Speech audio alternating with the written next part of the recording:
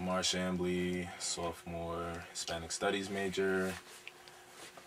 From Norfolk, Virginia, originally from Brooklyn, New York. All right. Yeah. So basically, I want to just ask you a few questions about economic determinism. Okay. And simply stated, it's the belief that the social class that you're born in will ultimately be the social class that you die in. Okay. And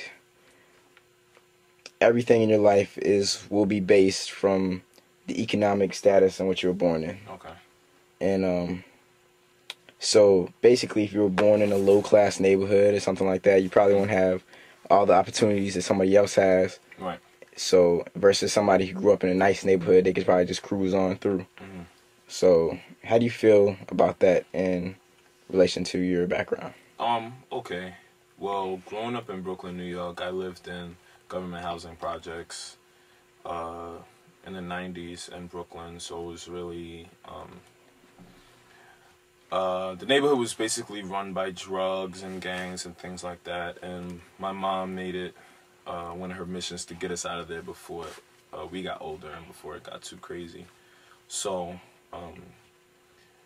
it's this whole concept of the American dream, and I think it's pretty much feasible, but you know, it's different for different people. Unfortunately, a large majority of people, they're basically stuck in this situation for their whole lives. But I mean, I can only speak for myself, and I know that right now it's on an upward slope, I guess I can say. Especially since I'm the first person in my family to go to a 4-year institution. So, you know, I feel like it can be changed. You can move out of the social class into which you were put. It just takes a lot of hard work and you know, knowing the right people and people that want to help you out. Luckily for me, I went to schools where a lot of the teachers and the guidance counselors really wanted me to do well, and so they gave me different avenues for success.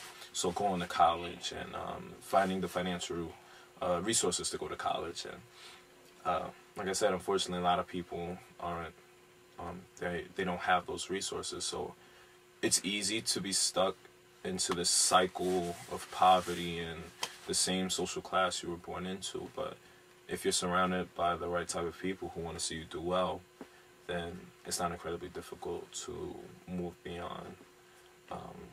You think a lot of your friends like ended up rising above that environment, or? Unfortunately not, and it's a really sad situation, but I know a lot of my friends back home in Brooklyn, they're doing the best that they can, and a lot of times it basically depends on where you live. You know, they lived in the projects too, and they're doing the best that they can, and their parents are doing the best that they can, but it's really difficult because that's all they see their whole lives, so they don't get a chance to go out and see other things and meet other people from different financial backgrounds who could possibly help them out and give them money in terms for college and things like that.